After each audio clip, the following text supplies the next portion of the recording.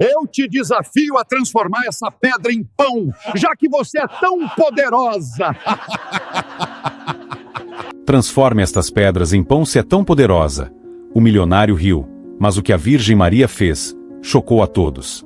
O sol castigava a Vale da Esperança com a mesma crueldade de sempre.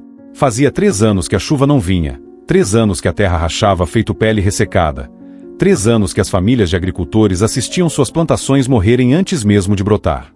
O vento quente soprava poeira vermelha pelas ruas vazias, carregando consigo o cheiro de terra morta e esperança perdida. No centro da cidade, a igreja de Nossa Senhora da Conceição resistia com suas paredes descascadas e sua torre modesta. Ali dentro, Irmã Lúcia passava os dias e muitas noites organizando cestas básicas que nunca eram suficientes. Suas mãos enrugadas de 65 anos tremiam não de velhice, mas de cansaço. Cansaço de ver tanta fome, tanto desespero, tanta gente boa sendo esmagada pela vida. Ela conhecia cada família pelo nome. Conhecia Dona Maria, que dividia um prato de feijão aguado entre 5 filhos. Conhecia seu Antônio, que vendera a última cabra para comprar remédio para a esposa doente. Conhecia a pequena Ana, de 7 anos, que ia à escola com a barriga vazia e voltava do mesmo jeito. E rezava por cada um deles, noite após noite, com uma fé que parecia insistir mesmo quando tudo dizia que era inútil. Do outro lado da cidade, erguia-se a mansão de Henrique Vasconcelos como uma afronta à miséria ao redor. Jardins irrigados brilhavam verde sob o sol inclemente, enquanto lá fora as plantas secavam. A piscina azul refletia o céu que se recusava a dar chuva. Carros importados descansavam na garagem climatizada. Tudo ali gritava abundância num lugar onde faltava o básico. Henrique era o homem mais rico da região, e todos sabiam como ele tinha chegado lá. Durante as secas anteriores, quando os agricultores desesperados não tinham escolha, ele comprava suas terras por nada, um punhado de moedas por hectares que valiam fortunas. Agora era dono de quase tudo: as terras, o único supermercado grande, a loja de materiais de construção, até a distribuidora de água. E cobrava o que queria, porque não havia para onde correr. Dentro do supermercado, os preços eram uma violência silenciosa. 1 quilo de arroz custava 3 vezes o que valia nas cidades vizinhas. O leite para as crianças era artigo de luxo. As famílias entravam, olhavam as prateleiras cheias, faziam contas mentais dolorosas e saíam com metade do que precisavam. Henrique observava tudo de seu escritório no 2º andar, satisfeito com os números que cresciam em sua conta bancária.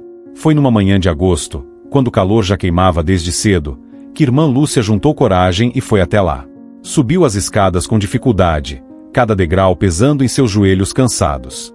Bateu na porta do escritório e entrou quando ele permitiu, com aquele tom de quem está fazendo um favor.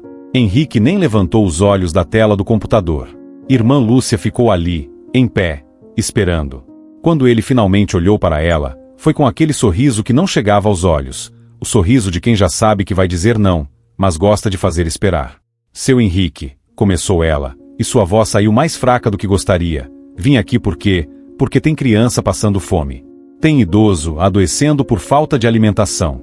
A gente tenta ajudar, mas as doações não chegam, e o pouco que conseguimos não dá conta de todos.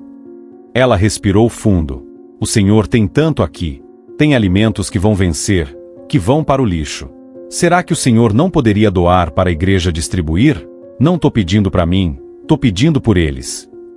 Henrique recostou na poltrona de couro importado, entrelaçou os dedos sobre a barriga e suspirou como se estivesse ouvindo a coisa mais absurda do mundo.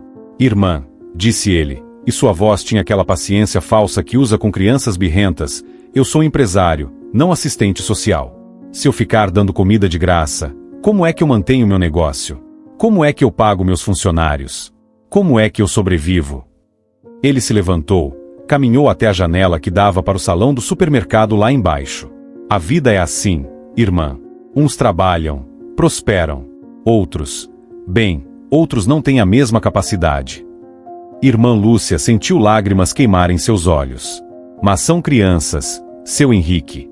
São famílias de bem que perderam tudo por causa da seca. Não é culpa deles. Foi então que ele fez algo que ela jamais esqueceria. Henrique saiu do escritório, desceu para a padaria do supermercado, pegou uma cesta de pães quentinhos que tinham acabado de sair do forno e voltou. O cheiro enchia o ar, provocando a fome que Irmã Lúcia nem sabia que estava sentindo. Ele colocou a cesta no chão. E pisou nela. Pisou com força, esmagando os pães macios sob a sola do sapato italiano, amassando-os, destruindo-os enquanto olhava para ela com desprezo. Vocês religiosos vivem dizendo que a Virgem Maria faz milagres, não é? Zombou ele, apontando para as pedras decorativas do jardim visível pela janela. Então peça para ela transformar aquelas pedras em pão. Se ela é tão poderosa quanto vocês pregam, que resolva o problema da fome sozinha. Ou será que Deus não liga para vocês tanto assim? O silêncio que se seguiu era denso como chumbo. Irmã Lúcia olhou para os pães destruídos no chão, depois para o rosto dele, e viu ali algo que a assustou mais do que a crueldade. Viu um vazio, uma ausência completa de humanidade. Ela se abaixou, devagar, e começou a juntar os pães pisoteados. Suas mãos tremiam. Algumas lágrimas caíram sobre a massa amassada, mas ela não disse nada. Não tinha palavras para aquilo. Quando saiu dali, carregando os pães destruídos que tentaria aproveitar mesmo assim, o sol parecia ainda mais cruel. Mas algo tinha mudado dentro dela. Não era mais só tristeza. Era uma dor misturada com uma certeza estranha, uma certeza de que aquilo não ia ficar assim. De que existia uma justiça maior, mais alta, que via tudo. E que a Mãe do Céu, zombada naquele escritório, não deixaria seus filhos famintos sem resposta. Nos dias que se seguiram, Henrique parecia ter encontrado gosto em sua própria maldade. Como se pisar nos pães tivesse aberto uma porta que ele não sabia que existia, a porta para uma crueldade sem disfarces, sem desculpas, sem limites.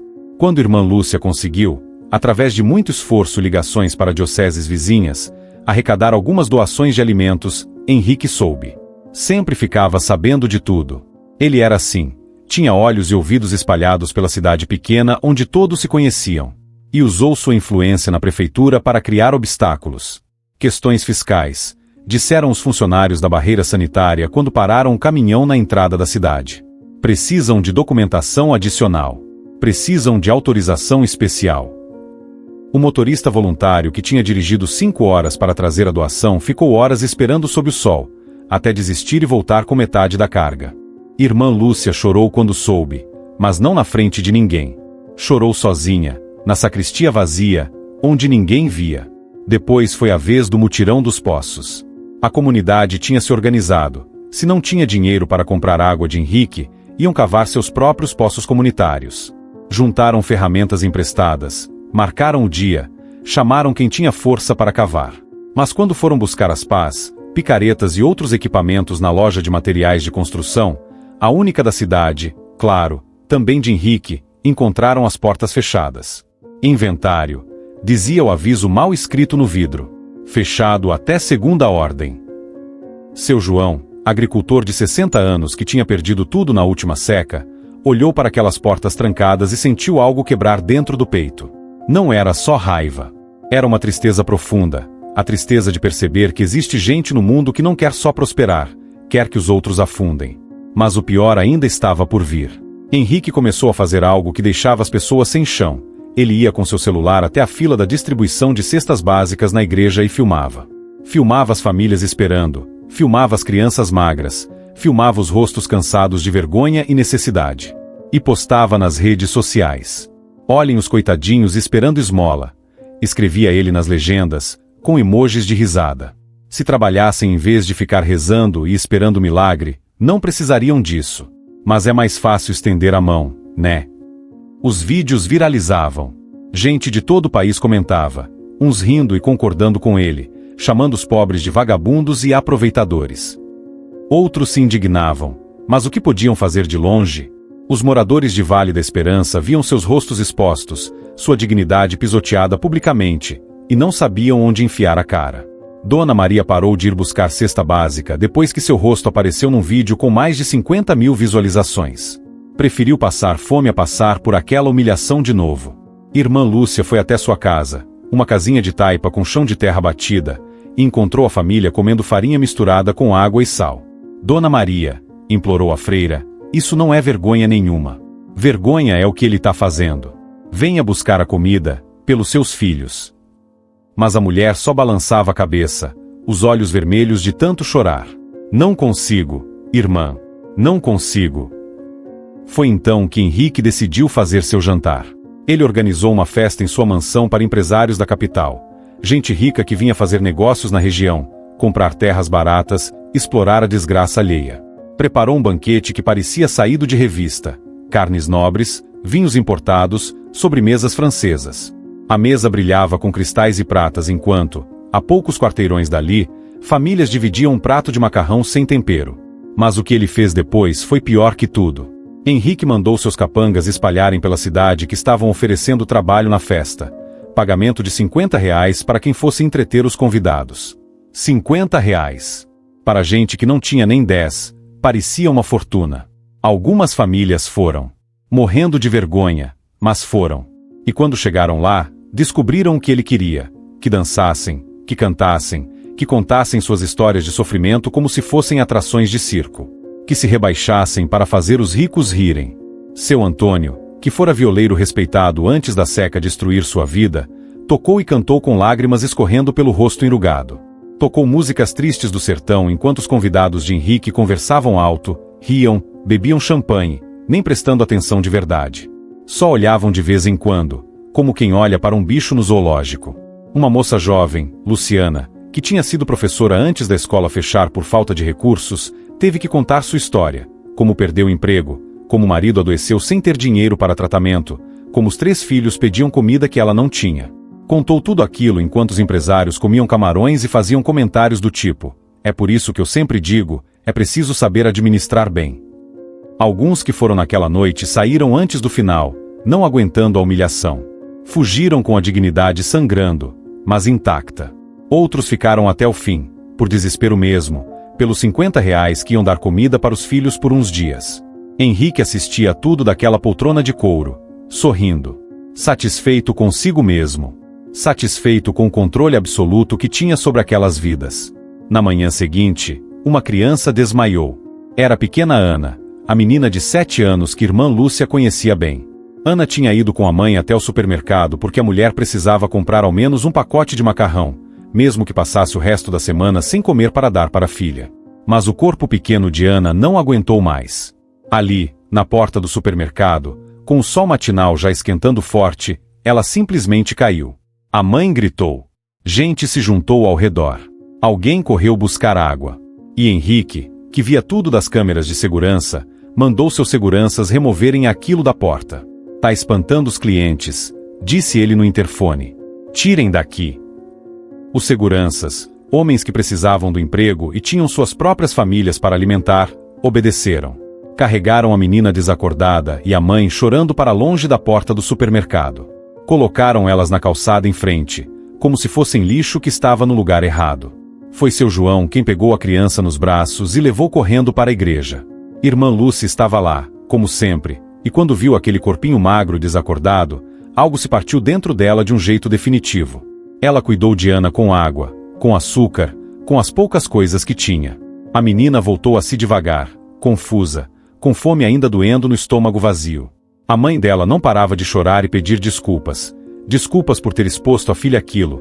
Desculpas por não conseguir alimentá-la direito. Desculpas por existir. Naquela tarde, enquanto Ana dormia num colchonete velho na sala paroquial, irmã Lúcia sentou na porta da igreja e olhou para o céu que se recusava a dar chuva. Pessoas passavam comentando baixinho, com raiva sufocada na voz.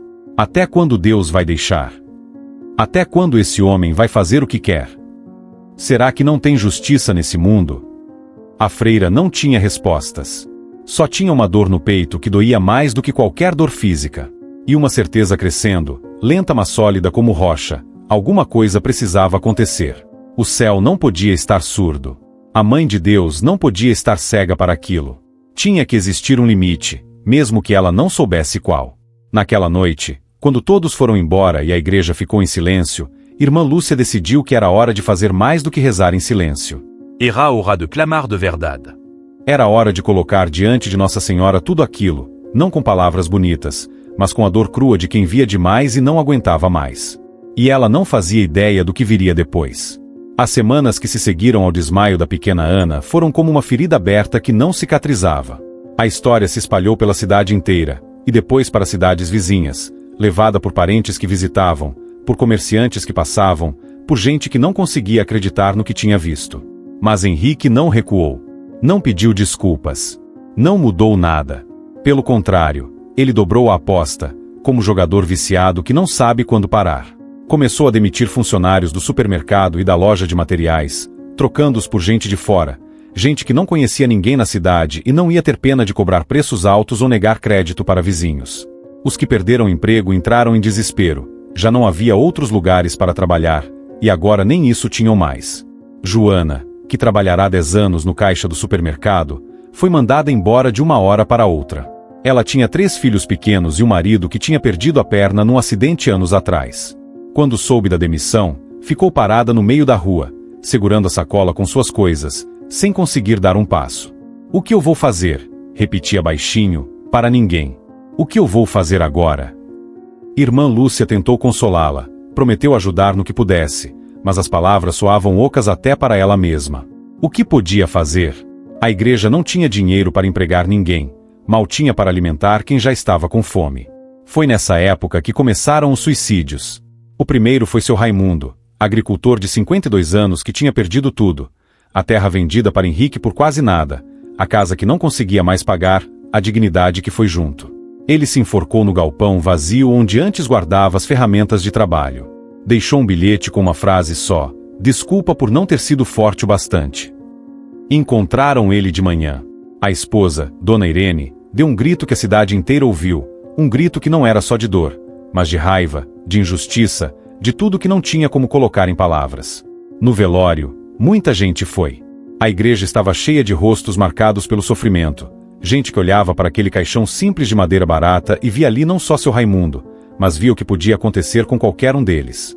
Henrique não apareceu, claro, mas mandou flores, um arranjo caríssimo, exagerado, que chegou com um cartão dizendo meus sentimentos. Dona Irene pegou as flores e jogou no lixo, na frente de todo mundo. Ninguém disse nada. Ninguém precisava. 2 semanas depois foi a vez de Carlos, rapaz de 28 anos que não conseguirá emprego em lugar nenhum e viu os pais passando fome por causa dele. Tomou veneno de rato numa noite de sexta-feira. Quando encontraram, já era tarde. E depois foi Dona Benedita, viúva de 70 anos que não aguentou ver os netos com fome, que não suportou a ideia de ser peso para os filhos que também não tinham nada. Ela simplesmente parou de comer. Foi morrendo devagar, ficando mais leve, mais transparente, até que o corpo não aguentou mais. 3 mortes em menos de 2 meses. 3 mortes que tinham uma raiz comum, um nome que ninguém precisava dizer em voz alta, mas todo mundo sabia. A atmosfera de Vale da Esperança mudou. Antes havia tristeza, mas ainda havia luta. Agora havia algo pior, havia desistência. As pessoas andavam pelas ruas com o olhar apagado, como quem já não espera mais nada de bom. As conversas eram poucas e baixas. Até as crianças brincavam menos, como se tivessem absorvido o peso que os adultos carregavam. Irmã Lúcia via tudo isso e sentia como se estivesse carregando o mundo nas costas. Ela rezava, é claro que rezava. O terço nunca saía de suas mãos. Mas as orações começavam a sair diferentes. Não eram mais aquelas orações calmas, confiantes. Eram orações desesperadas, orações que saíam da garganta como grito sufocado. "Minha mãe do céu, até quando?", sussurrava ela de madrugada, ajoelhada diante da imagem de Nossa Senhora. "Até quando sua filha vai ver isso sem poder fazer nada?" Os efeitos da crueldade de Henrique se espalhavam como veneno na água. As famílias começaram a se desfazer. Maridos que abandonavam esposas porque não aguentavam vê-las passar fome. Pais que mandavam filhos embora para outras cidades, esperando que tivessem sorte melhor. Irmãos que brigavam por causa de um prato de comida. O tecido social da cidade estava se rasgando. E no centro de tudo estava Henrique, sentado em sua mansão refrigerada, contando dinheiro, planejando novos negócios, alheio ou indiferente ao sofrimento que causava. Mas ele não era completamente feliz. Não mesmo. Quem olhasse bem, quem prestasse atenção de verdade, veria que Henrique bebia mais do que antes. Que tomava remédios para dormir.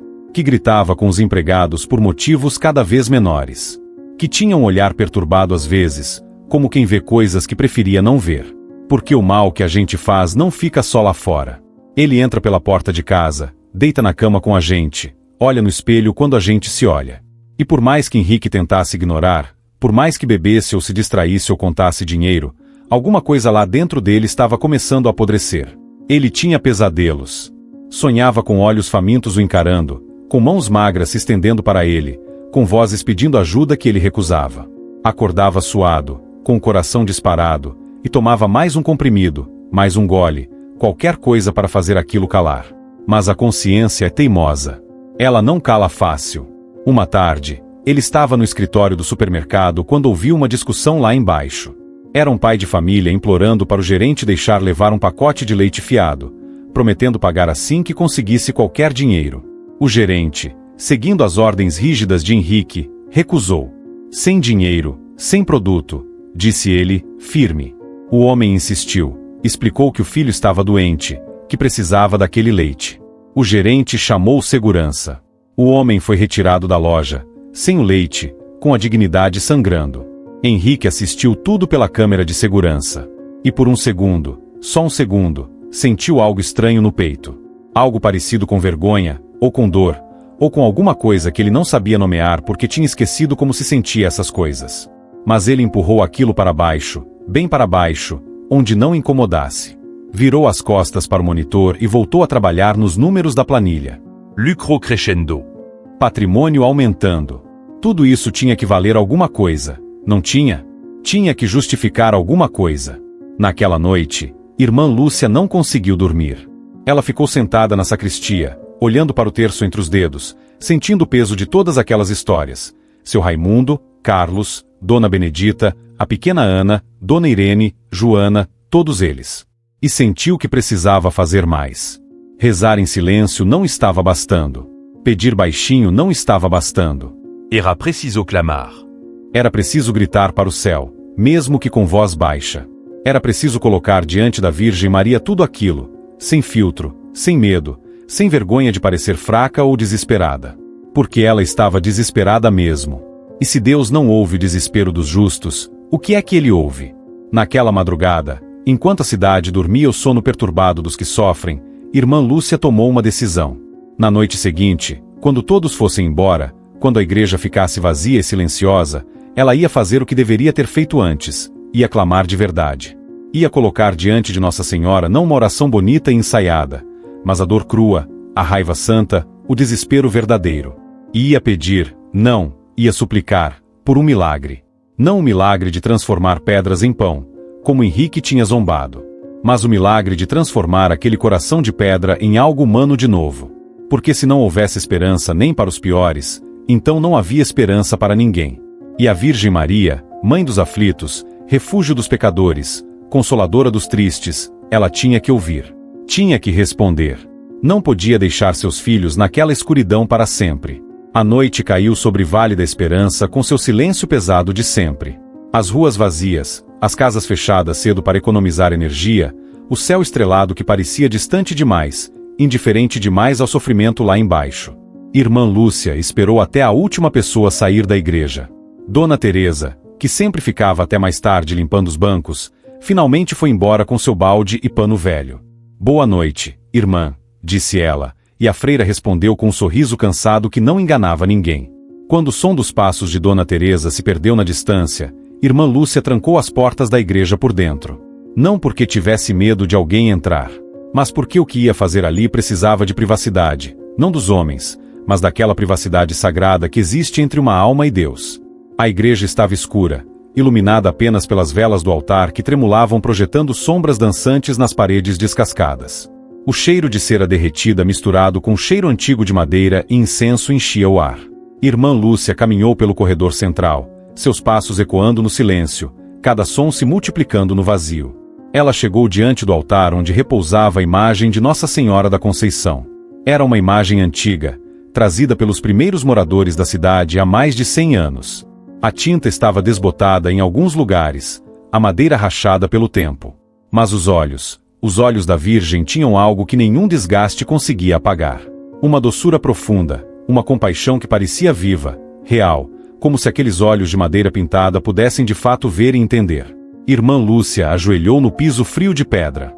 Seus joelhos doeram. 65 anos de vida, décadas ajoelhada naquele mesmo chão, o corpo cansado pedindo descanso que ela não podia dar. Mas a dor física não era nada. Era até boa, de certo modo. Era oferenda, era participação no sofrimento que Jesus conheceu, que Maria conheceu. Ela ficou ali, em silêncio, por um tempo que não sabia medir. Só ficou. Respirando. sentindo o peso de tudo. E então, devagar, as palavras começaram a vir, não as palavras decoradas das orações formais, mas as palavras tortas, cruas, verdadeiras que saem do fundo da alma quando não tem mais jeito de segurar. Minha mãe do céu, começou ela, e sua voz saiu trêmula, baixa, quase um sussurro que ecoava na igreja vazia. Minha mãe querida, quantas vezes eu já vim aqui pedir por este povo? Quantas vezes eu já rezei, já supliquei, já chorei diante da Senhora. Mas hoje eu venho diferente. Ela respirou fundo, as lágrimas já começando a descer pelo rosto enrugado. Hoje eu venho com o coração destroçado.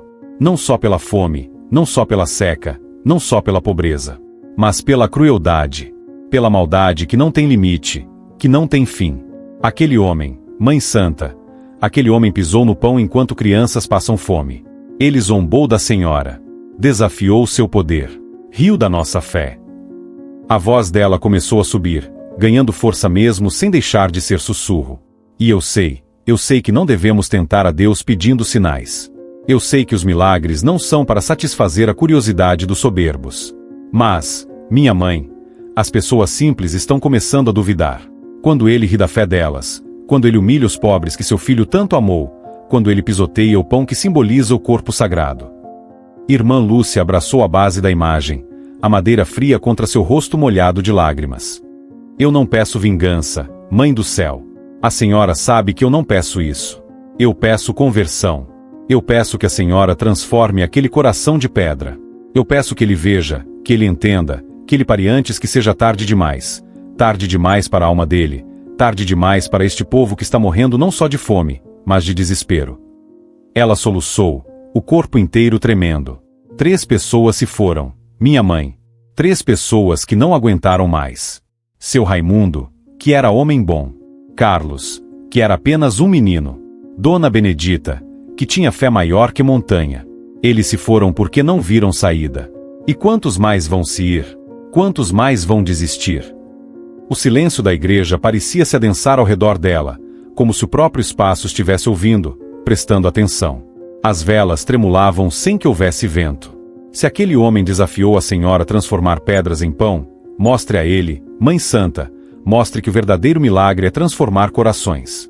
Transforme aquele coração endurecido em coração de carne, em coração capaz de sentir, de se arrepender, de mudar. Porque se não houver esperança nem para os piores, então o que sobra para o resto de nós? Irmã Lúcia ergueu o rosto para a imagem, os olhos inchados de tanto chorar, a voz saindo rouca. Eu ofereço tudo, minha mãe. Eu ofereço meu sofrimento, meu cansaço, minhas lágrimas. Eu ofereço esses anos todos servindo aos pobres. Eu ofereço cada noite que passei em claro pensando em como alimentar mais uma boca. Eu ofereço tudo pela salvação da alma dele. E pelo alívio do sofrimento deste povo que é seu, que sempre foi seu. Ela fez uma pausa, a respiração pesada, o coração disparado. E então disse, com voz que era ao mesmo tempo súplica e entrega total. Eu confio na Senhora. Eu confio que não vai nos abandonar. Eu confio que vai ouvir esta oração, não porque eu mereço, mas porque eles merecem. Porca pequena anam rester comida. Porque Dona Irene merece não ter perdido o marido daquele jeito. Porque cada pessoa desta cidade merece ver que Deus não está surdo, que a Senhora não está cega, que ainda existe justiça, ainda existe misericórdia, ainda existe esperança. E então, esgotada, sem mais palavras, sem mais lágrimas para chorar, Irmã Lúcia simplesmente ficou ali, abraçada à base daquela imagem antiga, entregando tudo, o peso, a dor, a raiva santa, o desespero, a fé que insistia em existir mesmo quando tudo dizia que era loucura acreditar. Foi nesse momento, nesse ponto exato de entrega total, que algo começou a mudar. No começo ela não percebeu.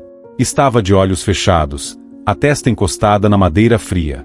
Mas devagar, muito devagar, começou a sentir calor. Não o calor abafado do sertão, mas um calor diferente, suave, envolvente, reconfortante como o abraço de mãe. Ela abriu os olhos. A imagem de Nossa Senhora estava emanando luz. Não era imaginação, não era reflexo das velas. Era luz mesmo, luz suave e dourada que vinha da própria madeira, impossível, sobrenatural, real. Irmã Lúcia ficou paralisada. Seu coração batia tão forte que parecia que ia sair do peito. A luz crescia, se espalhava, Enchia a igreja inteira com aquela claridade mansa que não machucava os olhos, que não assustava, pelo contrário, que acalmava, que aquietava, que trazia uma paz inexplicável. E então veio o perfume. Perfume de rosas, forte, doce, impossível. Não havia rosas na igreja. Não havia rosas em lugar nenhum daquela cidade seca. Mas o perfume estava ali, real, inconfundível, enchendo o ar, enchendo os pulmões, enchendo a alma. Irmã Lúcia não conseguia se mover. Não conseguia falar. Só conseguia sentir aquela presença, aquela resposta, aquela certeza absoluta de que não estava mais sozinha, de que nunca estivera sozinha, de que sua oração não tinha caído no vazio, mas tinha subido direto aos céus e tinha sido ouvida. A luz permaneceu por tempo que ela não saberia dizer, talvez segundos, talvez minutos, talvez uma eternidade comprimida num instante. E quando a luz começou a diminuir, devagar, voltando para dentro da madeira antiga, o perfume permaneceu. E mais que isso, permaneceu a paz. Uma paz que irmã Lúcia não sentia havia anos. Uma paz que não fazia sentido diante de tudo o que estava acontecendo, mas que era real mesmo assim. A paz de saber que a resposta estava vindo. Que a mãe dos aflitos tinha ouvido o clamor de sua filha. Que algo ia acontecer, não sabia o que, não sabia como, mas sabia que ia. Ela ficou ali até a madrugada, ajoelhada, em silêncio, só descansando naquela paz impossível. Quando finalmente se levantou, com os joelhos doloridos reclamando, com o corpo cansado pedindo descanso, ela olhou uma última vez para a imagem de Nossa Senhora. E poderia jurar, não diria para ninguém porque pareceria loucura, mas ela sabia que os olhos da imagem estavam diferentes. Não apenas doces, mas determinado. como olhos de mãe que vai fazer o que precisa ser feito para salvar um filho, mesmo que doa, mesmo que custe, mesmo que o filho não entenda no começo. A lição estava prestes a começar. Irmã Lúcia saiu da igreja quando o sol já começava a clarear o horizonte. O céu estava tingido daquele rosa pálido que anuncia o dia no sertão, e o ar ainda estava fresco antes do calor brutal se instalar. Ela caminhou até a pequena casa paroquial ao lado da igreja, com os joelhos doloridos e o corpo pedindo descanso, mas com algo diferente no peito, uma leveza que não conseguia explicar. Deitou na cama estreita sem tirar o hábito, cansada demais para se trocar. E dormiu. Pela primeira vez em semanas, dormiu sem pesadelos, sem acordar no meio da noite preocupada, sem aquele peso esmagador que tinha virado companheiro constante. Dormiu como criança nos braços da mãe. Enquanto isso, do outro lado da cidade, Henrique Vasconcelos não conseguia dormir nada. Ele estava na cama king size de sua suíte com ar-condicionado, lençóis de algodão egípcio, travesseiros importados, todo o conforto que o dinheiro podia comprar. Mas o sono não vinha. Tinha tomado o remédio de sempre, tinha bebido uísque, tinha tentado ver televisão, tinha tentado trabalhar no notebook. Nada funcionava. Havia uma inquietação estranha, uma sensação que ele não sabia nomear. Como se o ar estivesse carregado, pesado, esperando alguma coisa. Como aquele silêncio que vem antes das tempestades, quando até os animais ficam quietos porque sabem que algo está para acontecer. Ele se levantou, irritado, e foi até a janela. Olhou para o jardim iluminado. As pedras decorativas que tinha usado para zombar de irmã Lúcia ainda estavam lá, arrumadas ao redor da fonte ornamental que jorrava água tratada enquanto a cidade morria de sede. Por um momento, achou que as pedras estavam diferentes. Mas era só impressão, o cansaço brincando com sua mente. Henrique voltou para a cama, virou de um lado, do outro, socou o travesseiro, tentou forçar o sono. Mas o corpo não obedecia. E pior, começou a ouvir coisas. Não coisas de fora. Coisas de dentro. Uma voz baixinha lá no fundo da consciência. Uma voz que ele tinha ignorado por tanto tempo que quase esquecera que existia. O que você está fazendo? O que você se tornou? Ele sacudiu a cabeça, tentando afastar aqueles pensamentos. Eu sou empresário. Eu faço negócios. Isso é o capitalismo, é assim que funciona, murmurou para si mesmo, como quem repete um mantra para se convencer. Mas a voz insistia, baixinha mas teimosa, isso é crueldade. Você sabe que é. Henrique se levantou de novo, andou pelo quarto, foi até o banheiro, jogou água fria no rosto. Olhou para o espelho e viu seu reflexo, o rosto bem cuidado, a barba feita no barbeiro caro, os dentes branqueados, tudo impecável. Mas havia algo nos olhos, algo que ele não queria ver. Algo vazio, algo morto. Ele saiu do quarto e desceu para a cozinha, pensando que talvez um lanche ajudasse. Abriu a geladeira gigante, cheia de comidas importadas, queijos franceses, vinhos, frutas fora de época que custavam uma fortuna. Tanta coisa, tanta abundância. E lá fora, a poucas ruas de distância, gente dormindo com fome. Pela primeira vez em muito tempo, aquilo o incomodou de verdade. Ele fechou a geladeira bruscamente e foi para a sala. Sentou numa poltrona de frente para o jardim. E ficou ali, na escuridão, esperando o amanhecer, com aquela sensação esquisita crescendo no peito. Medo, inquietação, algo que ele não conseguia nomear mas que estava lá, real, pesado. O dia amanheceu estranho em Vale da Esperança. As pessoas acordaram com uma sensação diferente no ar. Não era física, o sol nasceu igual, o calor veio igual, a seca continuava igual. Mas havia algo, uma expectativa, um prenúncio, como se a própria atmosfera estivesse suspensa, aguardando. Irmã Lúcia acordou revigorada de um jeito que não sentia havia anos. Foi até a igreja para abrir como sempre fazia, e quando entrou, o perfume de rosas ainda estava lá. Fraco, quase imperceptível, mas estava. Ela sorriu, um sorriso pequeno, íntimo, de quem compartilha um segredo com alguém muito querido. Durante a manhã, algumas pessoas vieram até ela comentando coisas estranhas. Dona Teresa disse que tinha sonhado com uma mulher de azul andando pelas ruas da cidade. Seu João disse que acordou com um perfume de flores no quarto, o que era impossível porque não tinha flor nenhuma lá. A pequena Ana, que estava se recuperando bem, disse para a mãe que tinha visto uma moça bonita de vestido azul sorrindo para ela durante a noite. Irmã Lúcia ouvia tudo em silêncio, com aquele sorriso pequeno e sábio de quem sabe mais do que diz. Não comentou sobre sua própria experiência da noite anterior. Não contou sobre a luz, sobre o perfume, sobre a certeza que recebeu. Algumas coisas são sagradas demais para se espalhar assim, sem cuidado. Algumas coisas precisam de tempo para se revelarem. Mas ela sabia. Oh, ela sabia. Algo estava acontecendo. Algo estava se movendo no mundo invisível, naquele plano onde as orações sobem e as respostas descem, onde a misericórdia de Deus trabalha de maneiras que os olhos não veem mas o coração pressente. À tarde, uma brisa leve começou a soprar, coisa raríssima naquela época de seca absoluta. Não era vento forte, só uma brisa suave que mexia as folhas secas das árvores, que refrescava um pouco o ar sufocante. As pessoas saíam das casas só para sentir aquilo, olhando para o céu como se esperassem ver alguma coisa. Será que vai chover? Perguntavam uns aos outros. Não tem nuvem nenhuma, respondiam. Mas o ar tá diferente, não tá? Tá diferente mesmo. Henrique passou o dia inteiro no escritório do supermercado, mas não conseguiu trabalhar direito. Olhava para os números na tela do computador e não via nada. Tentava se concentrar em e-mails de negócios e perdia o fio. A cabeça estava leve, tonta, como se ele estivesse flutuando um pouco acima do chão. Ele saiu mais cedo, coisa que nunca fazia. Mandou o motorista embora e dirigiu ele mesmo de volta para casa. Precisava de ar, de espaço, de alguma coisa que não sabia o que. Quando chegou na mansão, o pôr do sol estava começando. O céu se tingia de laranja e rosa, e aquela brisa suave ainda soprava. Henrique saiu do carro e ficou parado na entrada, olhando para o jardim. As pedras decorativas brilhavam sob a luz do entardecer. Ele caminhou até elas devagar, sem saber direito por quê. Ficou ali parado, olhando para aquelas pedras que tinha usado para zombar da fé de gente simples, para rir da Virgem Maria, para desafiar o céu. E sentiu algo estranho. Algo que começava como um formigamento nas pontas dos dedos, subindo pelos braços, se espalhando pelo corpo. Não era dor. Não era medo exatamente. Era presença. Como se alguém estivesse ali, bem perto, olhando para ele, vendo através dele. Henrique olhou ao redor, mas estava sozinho no jardim. Os empregados estavam dentro da casa.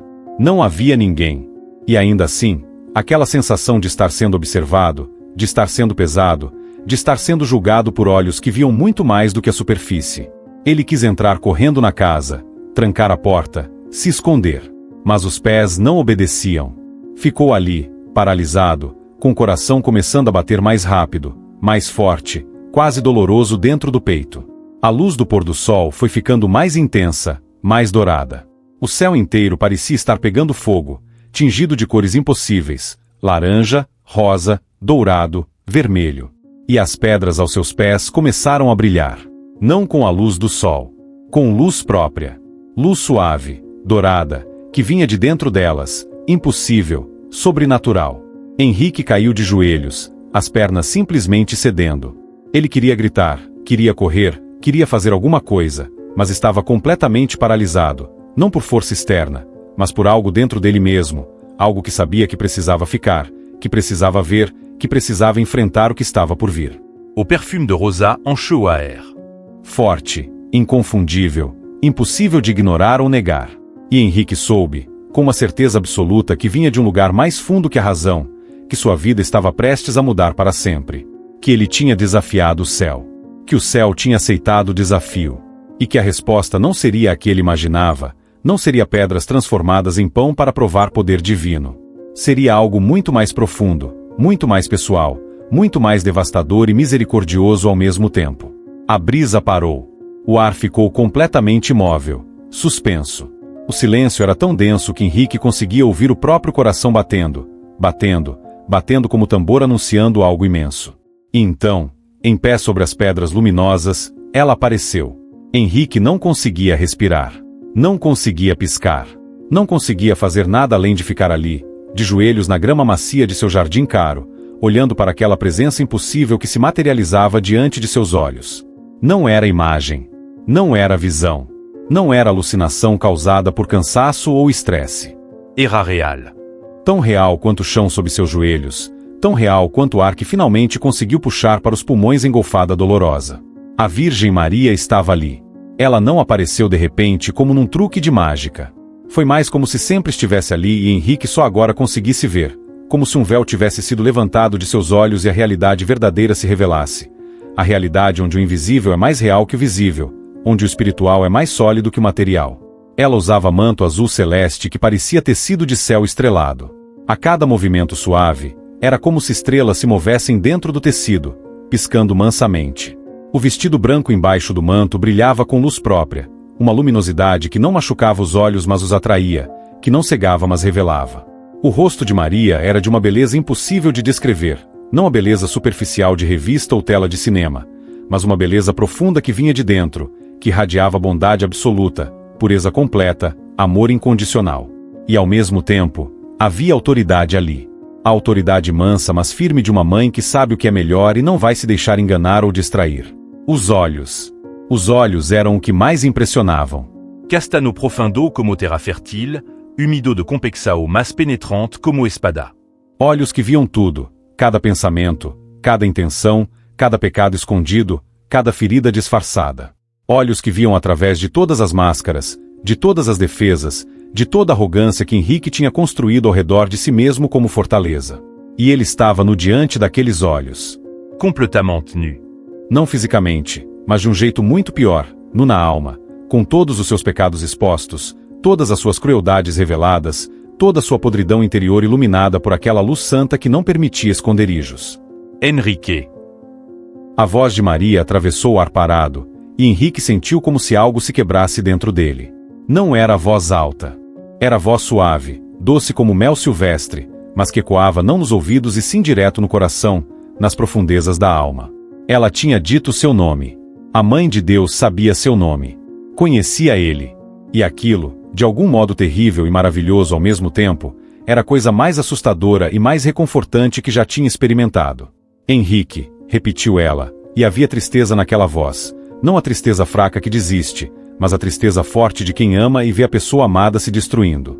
Você me desafiou a transformar pedras em pão para provar meu poder. Henrique quis falar, quis pedir desculpas, quis explicar, mas nenhum som saiu de sua garganta. Estava paralisado não por força externa, mas por respeito absoluto, por medo santo, por reconhecimento instintivo de estar diante de algo imensamente maior, infinitamente superior. Maria desceu das pedras, e não era bem descer, era mais como flutuar com graça impossível, e caminhou até ele. Cada passo dela fazia as flores secas do jardim estremecerem como se quisessem brotar, como se a própria vida se intensificasse onde ela passava. Mas você não compreende, continuou ela, e havia paciência infinita naquela voz, a paciência de mãe que explica pela milésima vez porque ama demais para desistir. Os verdadeiros milagres não servem para satisfazer a soberba dos orgulhosos. Não existem para provar poder, para fazer espetáculo, para alimentar a curiosidade vã.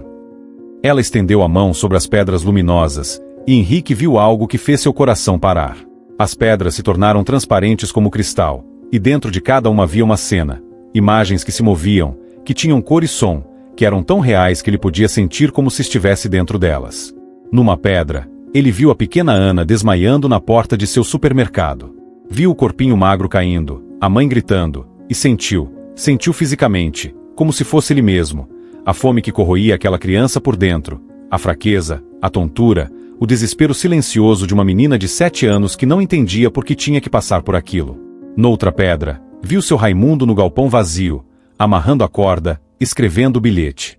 E sentiu, sentiu, o desespero que levou aquele homem bom àquele ponto, a solidão esmagadora, a vergonha de não conseguir prover para a família, a dor que parecia não ter fim nem solução. Noutra pedra, viu irmã Lúcia juntando os pães que ele tinha pisoteado. Viu as lágrimas dela caindo sobre a massa destruída. E sentiu cada lágrima como se queimasse em seu próprio rosto, cada uma acusação silenciosa mas inescapável. Você vê estas pedras? Perguntou Maria, e havia uma tristeza infinita em sua voz.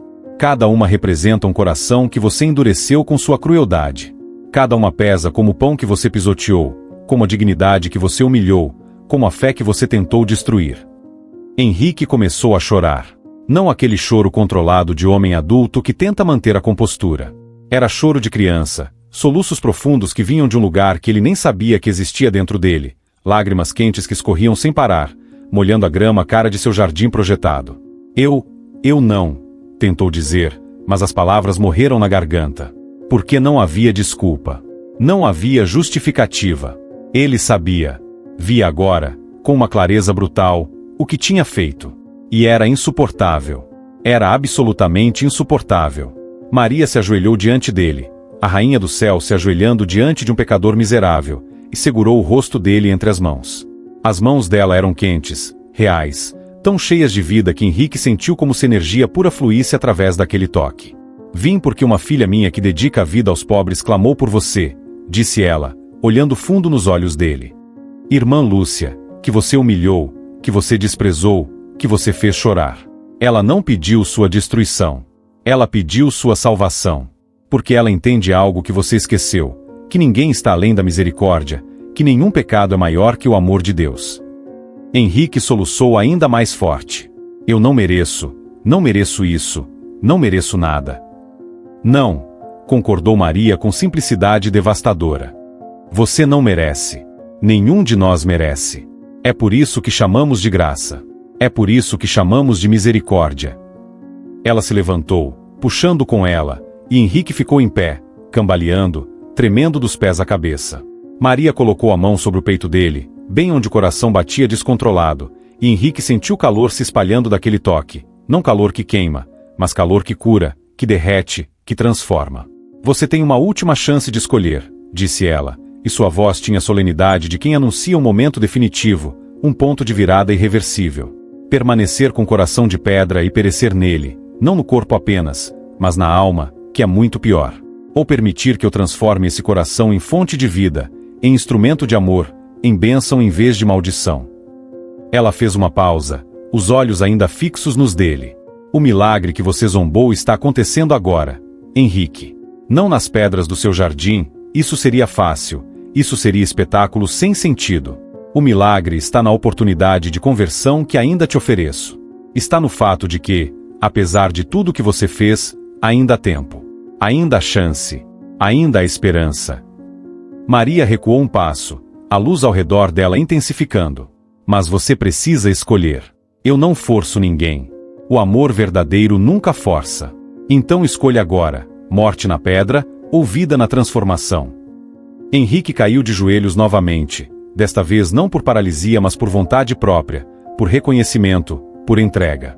E gritou de uma dor que era ao mesmo tempo tormento e libertação. Me transforma. Por favor. Eu não aguento mais ser isso. Eu não quero mais ser isso. Me ajuda. Me salva. E pela primeira vez em décadas, desde criança, Henrique Vasconcelos orou de verdade. Maria tocou o peito de Henrique, e ele foi mergulhado em visões avassaladoras. A primeira o atingiu como soco. Viu-se criança de 6 anos, retirante fugindo da seca com a família. Via a mãe dividindo o último pedaço de pão entre os filhos, não guardando nada para si.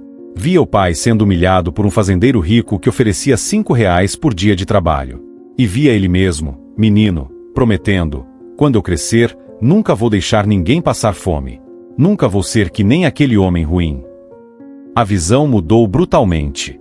Henrique se viu adulto, rico, fazendo exatamente o que mais odiara, tornando-se o fazendeiro cruel, o explorador dos famintos. Não! Gritou ele. Eu não queria virar isso. Mas as visões não paravam. Via cada família explorada, cada terra comprada por quase nada, cada criança que adoeceu enquanto ele acumulava lucros. Via a irmã Lúcia costurando à noite para arrecadar trocados, e ele mesmo zombando dela, pisoteando os pães. A dor era física, cada cena como estaca atravessando seu coração. Você precisa ver tudo, disse Maria com firmeza. Não para te destruir, mas para que a conversão seja verdadeira. As visões pioraram. Henrique sentiu de dentro o desespero dos 3 que se mataram, a solidão de seu Raimundo, a vergonha de Carlos, Dona Benedita definhando para que os netos comecem. Você não segurou a corda, ecoou a voz de Maria, mas foi sua crueldade que criou o desespero. Você tem sangue nas mãos. Henrique vomitou, seu corpo rejeitando o horror. Mas havia mais. Maria mostrou as consequências invisíveis, famílias destruídas, jovens mortos no crime, meninas exploradas. Cada vida arruinada ramificando-se a partir de suas ações. Basta! Gritou ele. Eu entendi. A última visão era a pior. Henrique viu-se velho num hospital caro, morrendo sozinho. O funeral era luxuoso, mas vazio de amor verdadeiro. Depois, sua alma sendo pesada. De um lado suas riquezas sem peso algum, fumaça. Do outro, o sofrimento que causará, pesado como montanhas. E via-se afastado, em solidão absoluta, separado de Deus. Não! Eu não quero acabar assim. De volta ao jardim, tremendo e encharcado de lágrimas, Maria disse: esta escolha ainda é tua. O futuro pode mudar se você morrer para o que foi e renascer. Suas riquezas podem virar bênção. Mas você precisa escolher agora, morte na pedra ou vida na transformação. Henrique segurou a mão dela desesperadamente. Eu pequei contra o céu e contra meu próximo. O que eu faço? Você começa pedindo perdão a Deus. Depois pede a cada pessoa que feriu. E então vive diferente. Será longo, será difícil, mas há esperança. Há recomeço. A luz ao redor de Maria diminuiu. Lembra-te, não te pedi para transformar pedras em pão. Pedi para transformar teu coração de pedra em fonte que alimenta os famintos. Este é o milagre verdadeiro. Ela desapareceu. O perfume de rosas permaneceu.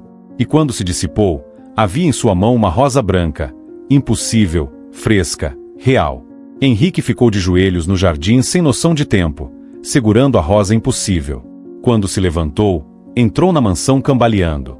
Os empregados olharam assustados, ele sempre fora tão controlado, mas agora estava com o rosto inchado, mãos tremendo. Estão dispensados, disse com voz rouca. Sozinho naquela casa enorme que parecia um mausoléu, pegou as chaves do carro. Sabia onde precisava ir. Dirigiu até a igreja de Nossa Senhora da Conceição. Estava escura, mas havia luz na casa paroquial. Irmã Lúcia ainda acordada. Henrique bateu na porta quase sem coragem. Irmã Lúcia abriu, surpresa ao vê-lo. Seu Henrique. Irmã Lúcia, começou ele, e a voz falhou. Eu preciso pedir perdão. E desabou, chorando como criança ali na porta. Irmã Lúcia observou por um momento, depois abriu a porta. Entre. Chá tá quente ainda. Sentaram à mesinha pobre. Ela serviu chá em canecas desiguais e esperou. Ela veio, disse Henrique. Nos assenora.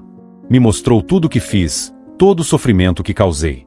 E me disse que a senhora orou pela minha salvação. Por quê?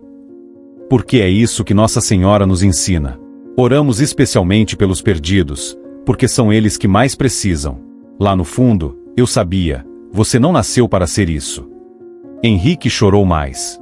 Eu não sei se consigo mudar. Você começa pedindo perdão a Deus e depois age. Conserta o que puder. Devolve o que roubou. Alimenta quem deixou com fome. Não será fácil, mas se for sincero, Deus dá a graça. Ela estendeu a mão. Eu vou te ajudar. Se Nossa Senhora não desistiu, eu também não vou. Mas você precisa provar. Palavras são fáceis. É a mudança que custa. Vou começar amanhã. Vou confessar publicamente, devolver tudo, usar o que tenho para ajudar. Você começa orando. Domingo tem missa. Você tem algo a dizer para a comunidade. Henrique sentiu medo apertar, mas concordou. Quando se levantou, irmã Lúcia avisou: o perdão de Deus é gratuito. Mas o perdão das pessoas pode demorar anos. Alguns talvez nunca perdoem. Você vai ter que aceitar isso. Eu entendo. Vou provar com tempo, com ações. Naquela noite, Henrique ajoelhou ao lado da cama, algo que não fazia desde criança. Deus, eu não sei se o Senhor ainda me ouve, mas eu tô pedindo, me ajuda a mudar. Me dá força. Perdoa o que eu fui. Eu quero ser diferente. Dormiu ajoelhado, exausto. E pela primeira vez em anos, dormiu sem pesadelos. Tinha esperança de que amanhã podia ser diferente. No domingo, Henrique chegou à igreja vestido com simplicidade, jeans e camisa, não os ternos caros. Sentou no último banco. As pessoas olharam com desprezo, raiva. Ninguém cumprimentou. Eram as famílias que ele explorara. Dona Irene, viúva de seu Raimundo, Joana, demitida friamente, a mãe da pequena Ana. Cada rosto uma acusação. Quando chegou o momento dos avisos, o padre anunciou: seu Henrique Vasconcelos pediu alguns minutos. O murmúrio foi como onda, surpresa, indignação. Alguns se levantaram para sair, mas a maioria ficou. Henrique caminhou até o altar com pernas bambas, virou-se para a comunidade e respirou fundo. Eu sei que não mereço ser ouvido, mas preciso pedir perdão e dizer que vou mudar. Alguém riu. Agora quer ser santo? Ontem, Nossa Senhora apareceu para mim. Risadas aumentaram. Eu sei que não acreditam, mas ela me mostrou quem me tornei, o sofrimento que causei, e me deu uma chance de mudar. As lágrimas começaram. Eu pequei contra todos vocês. Explorei, comprei terras por nada, cobrei preços abusivos, humilhei vocês, zombei da fé. Tenho sangue nas mãos. Donna à Irine, se levant outrement d'eau. Sangue do meu marido. Ele se matou por sua causa. Henrique não desviou o olhar. Eu sei, Dona Irene. Peço perdão. Sei que palavras não trazem ele de volta, mas vou passar a vida tentando compensar. Como? Gritou outro. Vous devolvez cada terra comprada injustamente. Reduzir preços do supermercado. Criar fundo contra a fome. Vender minha mansão e metade das propriedades. E trabalhar com minhas próprias mãos para ajudar. O silêncio mudou. Padre Antônio se aproximou. Se há arrependimento sincero e vontade de reparação, não somos nós que negamos perdão. Mas palavras são fáceis. É a ação que prova. Vou provar. Com tempo, ações, mudança real. Irmã Lúcia se levantou.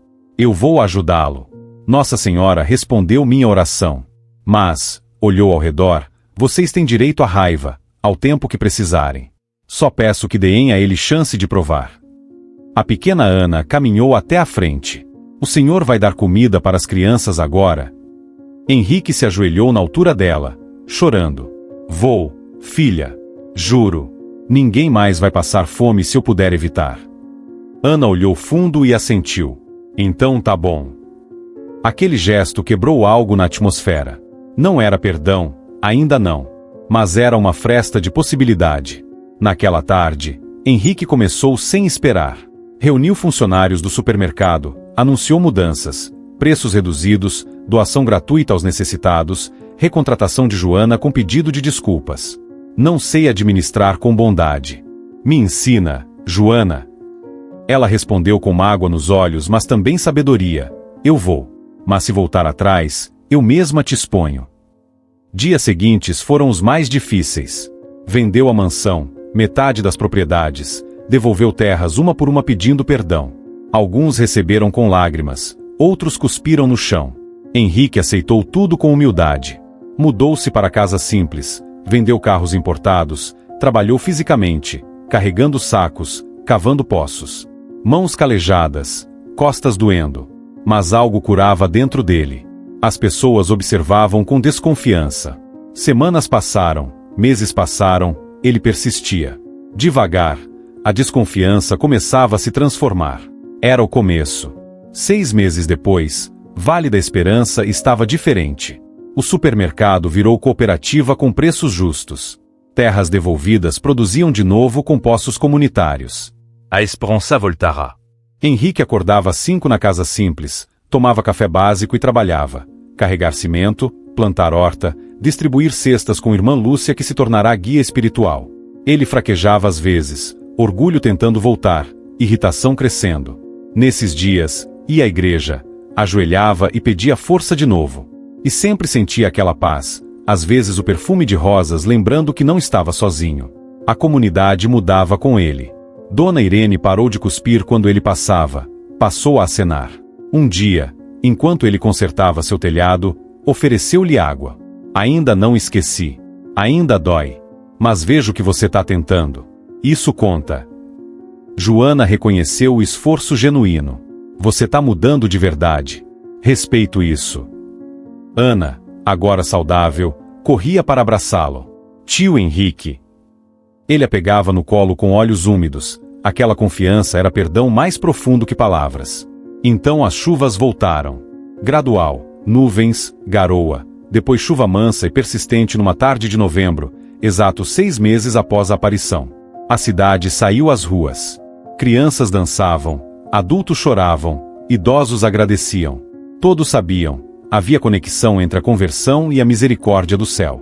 Henrique estava distribuindo cestas quando a chuva começou. Parou, sentiu a água cair sobre ele e chorou de gratidão. Irmã Lúcia veio, também molhada e chorando. Você tá vendo? É isso que acontece quando a gente escolhe amor. Eu vejo. Obrigado por não ter desistido de mim. Naquela noite, foi à igreja, ajoelhou diante da imagem de Nossa Senhora. Mãe do céu, obrigado por ter transformado meu coração de pedra. Ainda não sou perfeito, mas não sou mais aquele homem. Todo dia escolho de novo ser diferente. Sentiu paz completa. Ao sair, perfume de rosas o envolveu brevemente. Era sinal, lembrança, promessa cumprida. O trabalho continuaria. Alguns ainda não perdoariam, outros perdoariam com tempo. Mas ele continuaria porque a transformação era sobre integridade interna, fidelidade à segunda chance. Vale da Esperança florescia, não só pela chuva, mas porque algo mais profundo mudará. O exemplo plantara a semente. Outros empresários repensavam práticas. Famílias se reconciliavam.